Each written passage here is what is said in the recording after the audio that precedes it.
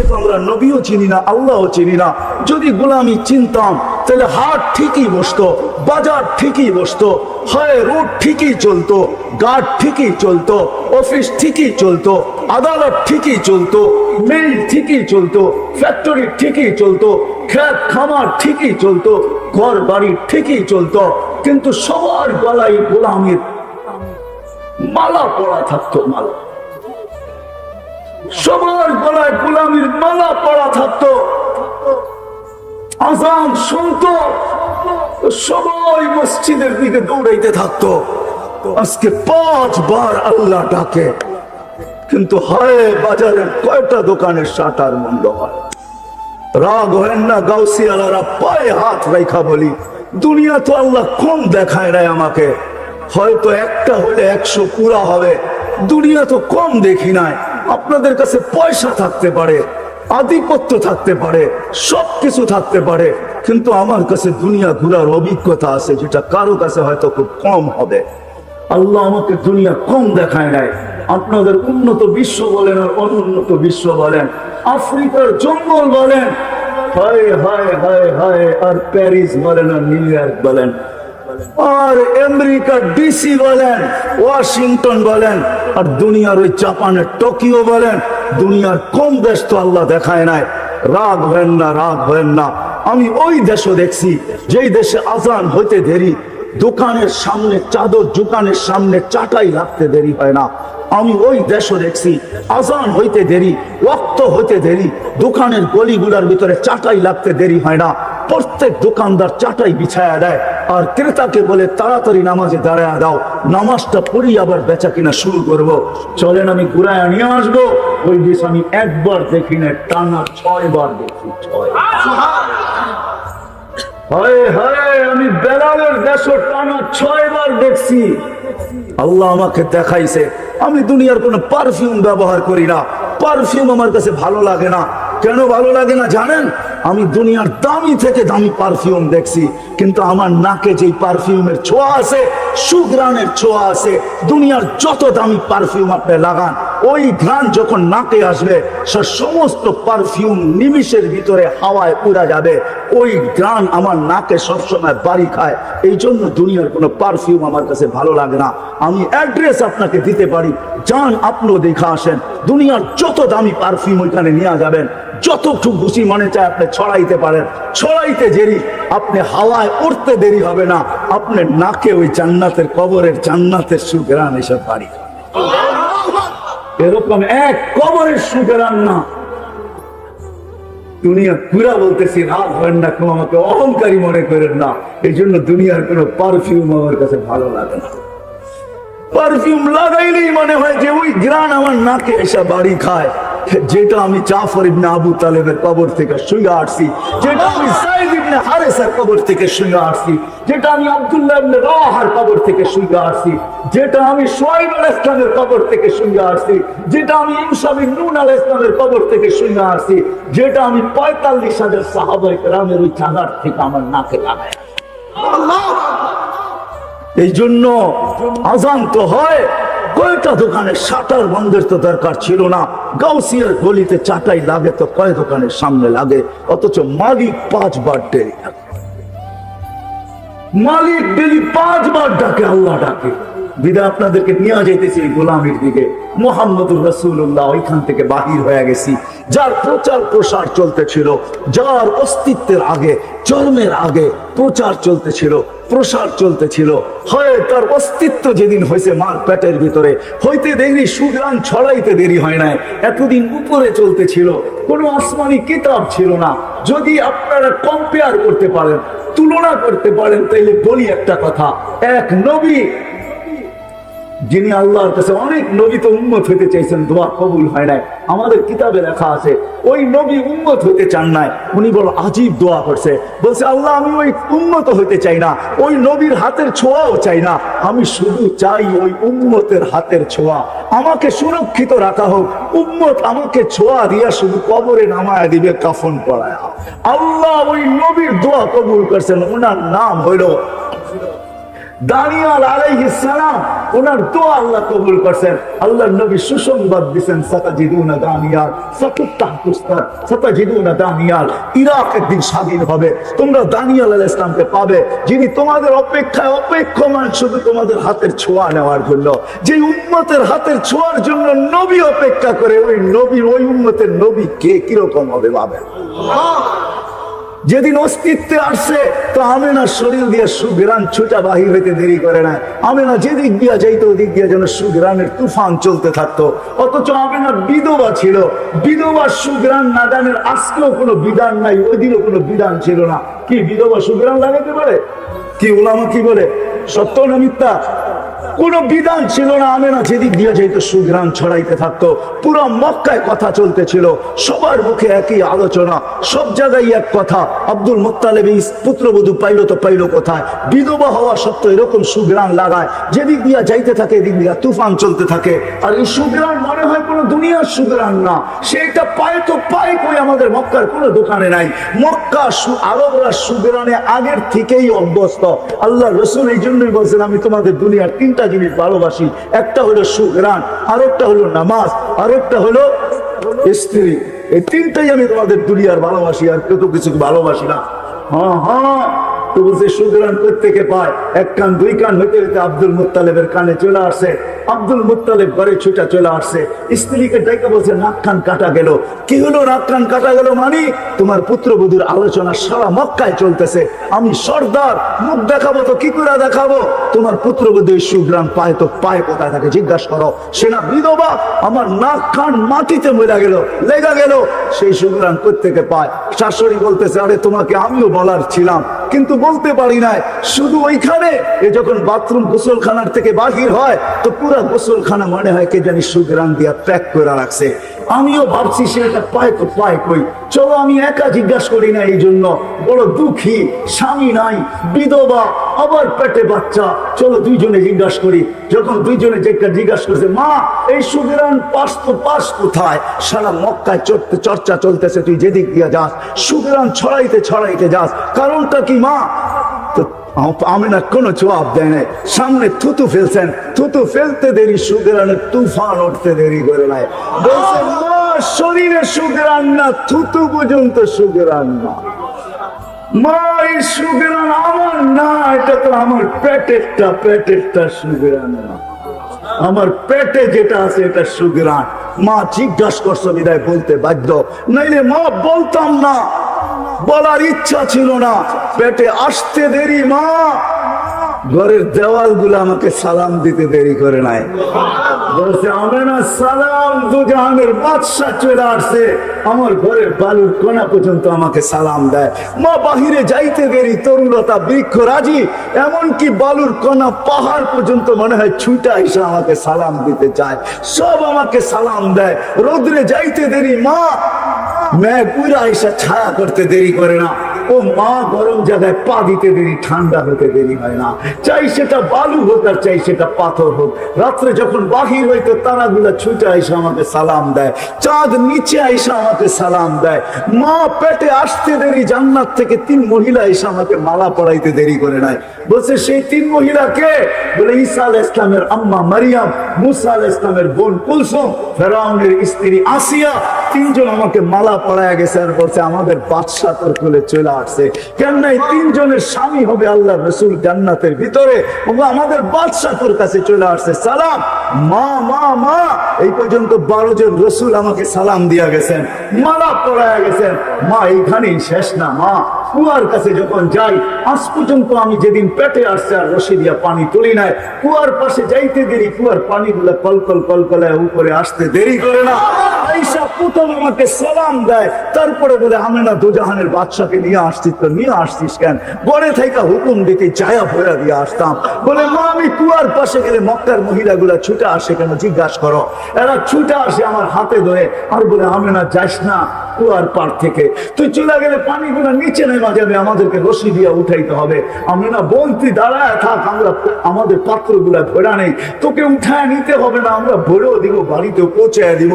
বলে মা তুমি তোমাকে আর কি শোনাবো, পেটে আসার পরের থেকে আমার সাথে কি ঘটতেছে, প্রতি মুহূর্তে কি ঘটে, ওটা হলো মুহাম্মদুর রাসূলুল্লাহ, যার অস্তিত্ব খুশবু আর খুশবু।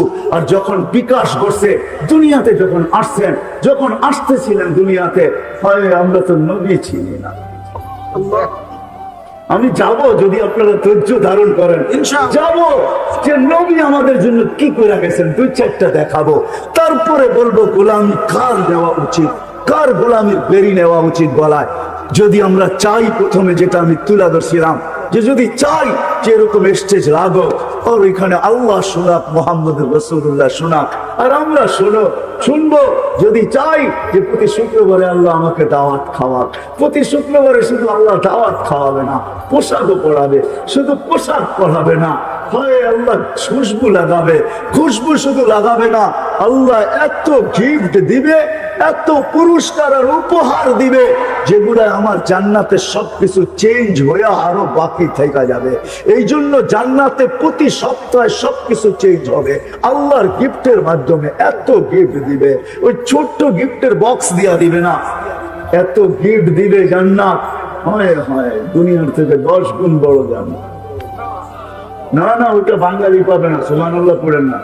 আমরা এর চেয়ে বড়টা পাবো, বড়টা আমরা এর চেয়ে বড়টা পাবো। সবচেয়ে ছোটটা হলে দুনিয়ার থেকে 10 গুণ বড়। ওটা যে পাবে ওর নাম আল্লাহ রসুল বলে দিয়ে গেছেন, ওটা বাঙালি সাঙ্গালি পাবে না, চিন্তা করেন না। আমরা এর চেয়ে বড়টা পাবো। আল্লাহ রসুল নাম বলে দিয়েছে, ওর নাম জোহাইনা, ওর কবিলার নাম জোহাইনা, ও পাবে সবচেয়ে ছোটটা, এই দুনিয়ার থেকে 10 গুণ বড়। কত? 10 গুণ বড়।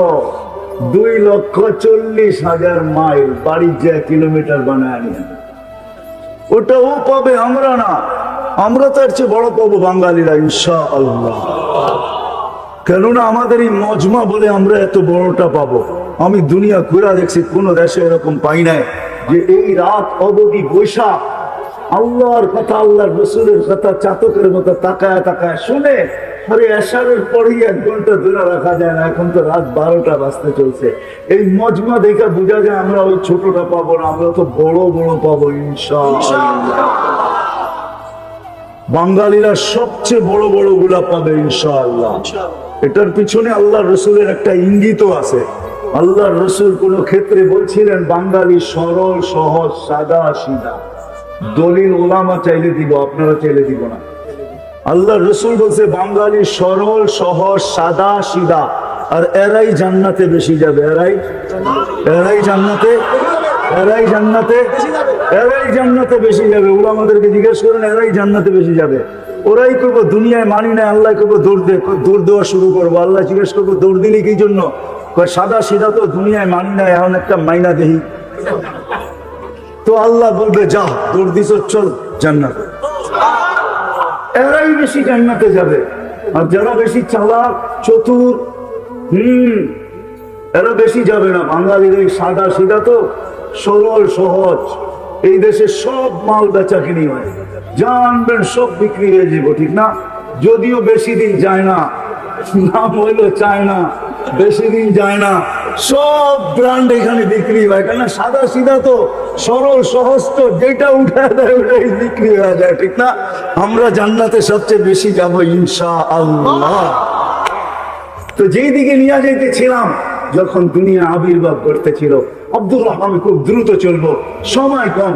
আব্দুর রহমান ইবনে আউফ রাদিয়াল্লাহু তাআলা আনহু আম্মা বলতেছিলেন শেফা, পেটে থাকতেও সুঘ্রাণ ছড়াইতেছিল।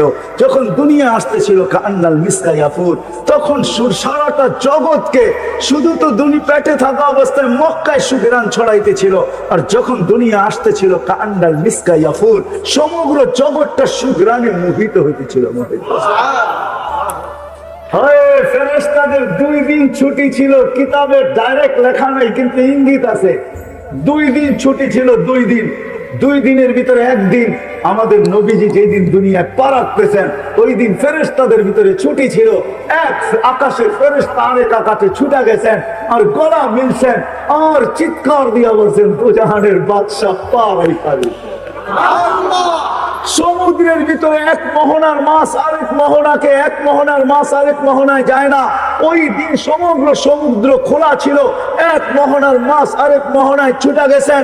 1 মহাদেশের আরেক মহাদেশকে এক পাহাড়, আরেক পাহাড়কে এক গাছ, আরেক গাছকে এক মরুভূমি, আরেক মরুভূমিকে এক বালুর কণা, আরেক বালুর কণাকে এক প্রাণী, আরেক প্রাণীকে, সবার ভিতরে স্লোগান চলতেছিল, খুশির ধুম চলতেছিল, আর বলতেছিল দুজাহানের বাদশা পার হয়ে যাবে। এই জন্যই তো কান্নাল মিসকা ইয়াফুর, সমগ্র জগৎ সুগেরানে মোহিত হইতেছিল। গায়ে কোনো ময়লা ছিল না, সমগ্র বাচ্চা ময়লা নিয়ে আসে। বালুর কণাল ময়লা ছিল না। মক্তু আর সুন্ডা, নাবির পাহাড় পেটের ভিতরে কে জানি কাইটা দিছেন।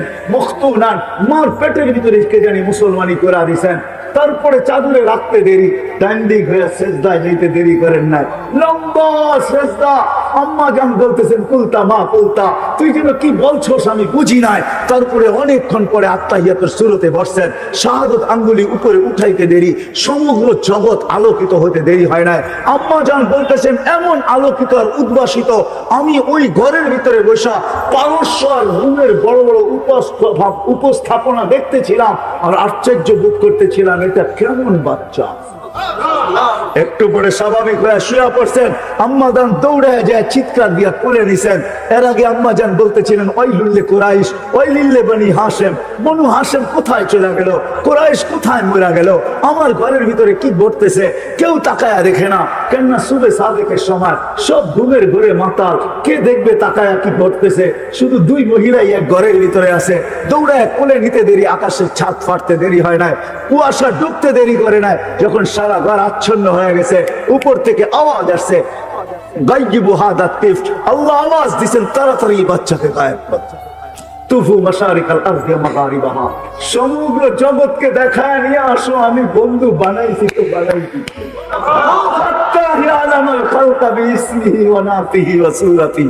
পর মুহূর্তে যেন কোন সৃষ্টি এই কথা না বলতে পারে যে আমি বাচ্চাকে চিনি না, কেউ যেন না বলতে পারে আমি চিনি না, গায়েব করে ফেলছেন।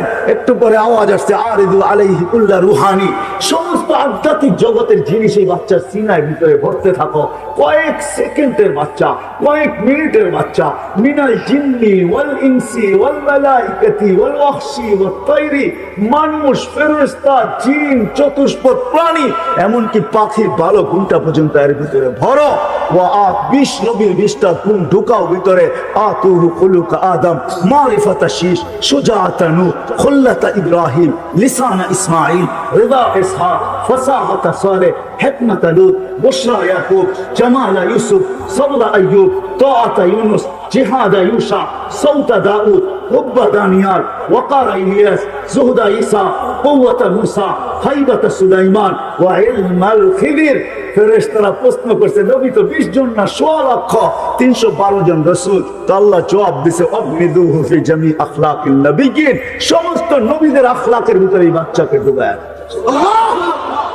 সমস্ত জগৎ ঘুরায় একটু পরে দিয়া গেছেন মার কোলে, কাঁদতে ছিলেন বৈশা বৈশা, সব ছুটে আসছে, কাঁদিস কেন?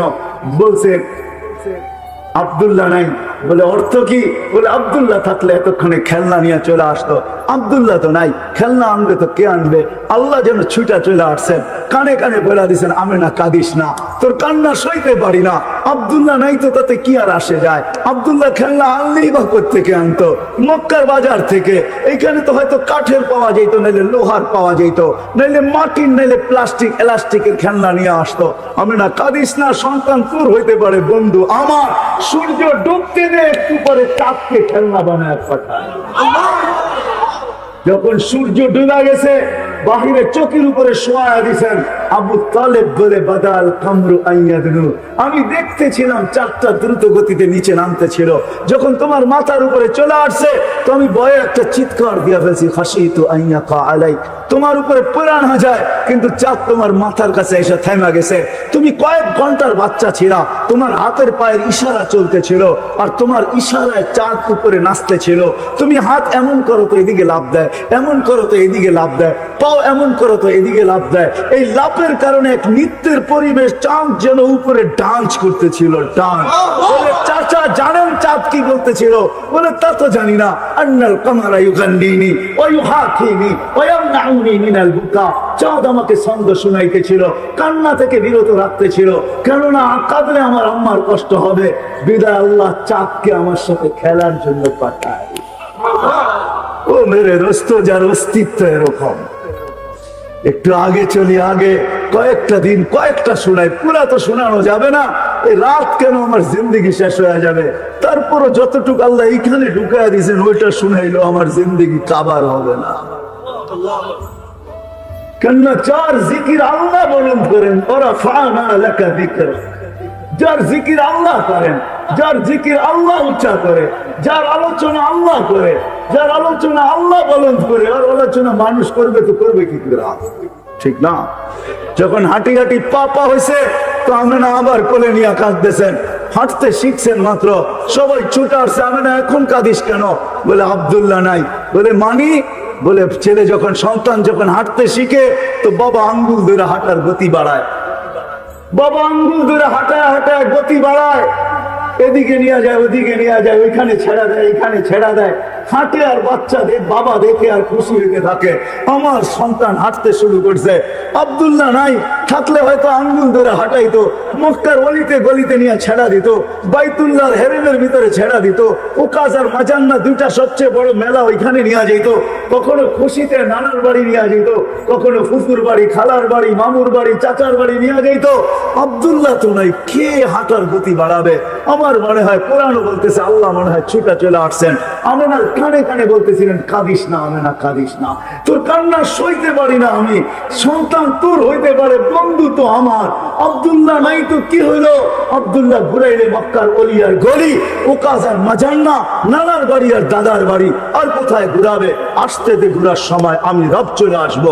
কোরআন এটাই যেন বলতেছে, হুয়াল্লাযী আসরা বিআবদিহি লাইলাম মিনাল মাসজিদিল হারাম, আল্লাহ যেন চলে আসছে আঙ্গুল ধরে মক্কা থেকে বাইতুল মুকাদ্দাস